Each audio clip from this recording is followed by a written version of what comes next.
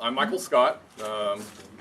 This is the second time running for office. I ran in 2014. I got nearly 24% of the vote then. I'm at 27% of the vote this time. And I know quite a few people here know me, but I'll give a little bit of why I ended up doing this. It ended up watching friends and family die of cancer, the peak of my illness. I got really sick over a progression of several years, and at the peak I was almost 400 pounds, taking handfuls of pharmaceuticals, and the next thing was scheduling surgery for cancer. And when I saw what had happened to the others, I thought, no way I'm going to die of chemo and radiation. There was just no way that was going to happen in my life. So I went on a journey trying to figure out what I could do, and I found it kept coming back to Rick Simpson oil. And when I started investigating this more, well, family and law enforcement and medicine and military background and so forth, and trying to talk to them, it was, yeah, right, you know, this is not going to happen, this is crazy. But every time I kept looking at this further, I realized, wow, this is something that is helping so many people. So I started a journey finding out, researching, talking to people, talking to doctors, talking to patients. And when I finally started to heal, I went through the process of, I did have 2 surgeries, which both came back negative. First one was quick growing masses, the second one was for throat.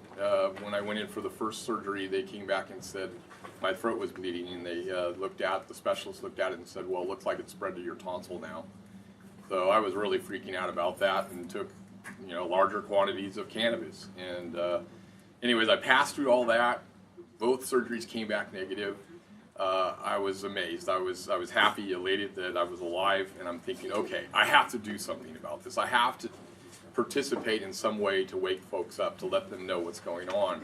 And I asked the cannabis community, how could I help? Careful what you ask for.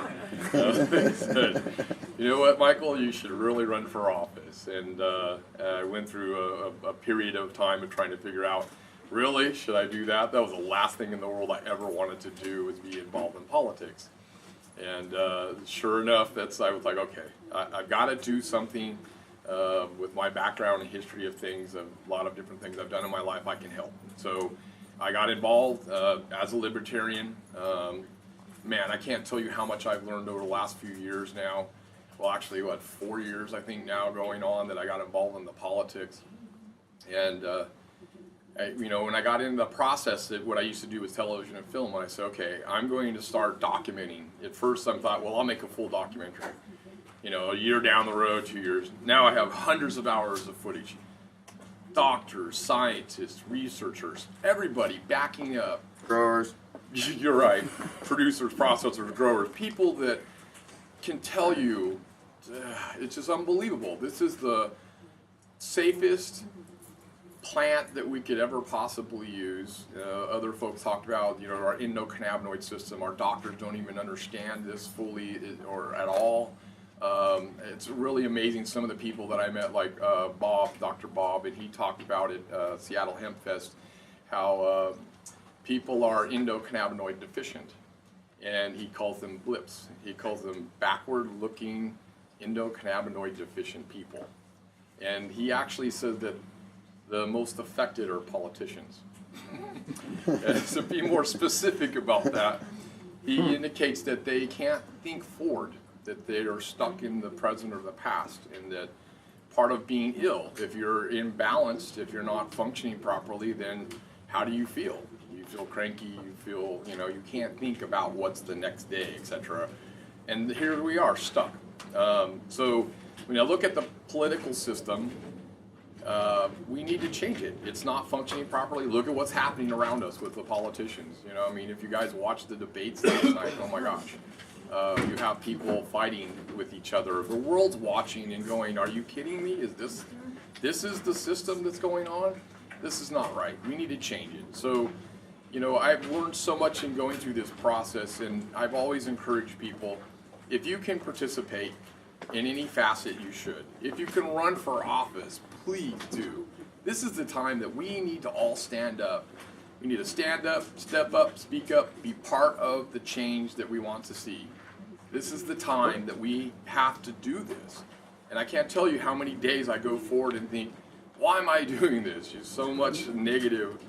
And then I meet somebody and they said, oh, thank you so much for sharing that information, for showing me something I didn't understand. And I go, that's why we're doing this.